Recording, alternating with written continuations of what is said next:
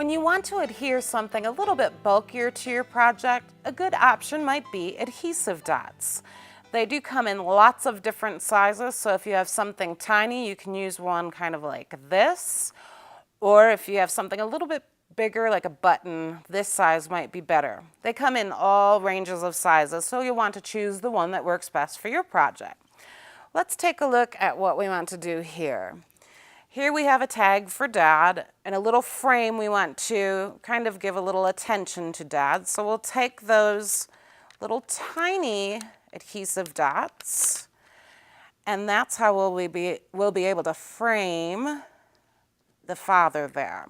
Now those holes look like they're gaping a little bit, so you can take some pearls.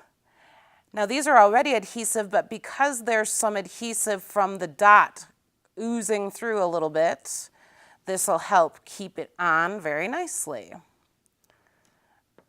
And so that finishes the project just like that.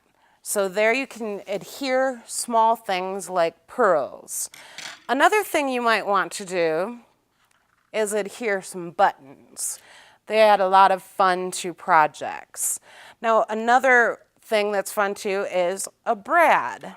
Now brads, you might not want the ends of the brad to go through the project, so if you take some snips and just snap those off, you have a pretty clean break. Here I'm going to use the larger dots. I'm going to put that on there, and they pull up really nicely from the paper, and then put that right in the middle of a button. So a fun way to add a little bit extra to the button. Then once you've done that with several brads, you can take them and you can arrange them any way that you would like on your project. And so then you take another dot, grab it up, put it down, and it's really sturdy. It's not going to fall off. And you get a final project like this. So if you have a few bulky things that you want to be on your tag or your card or whatever your project might be, using an adhesive dot is a good way to go.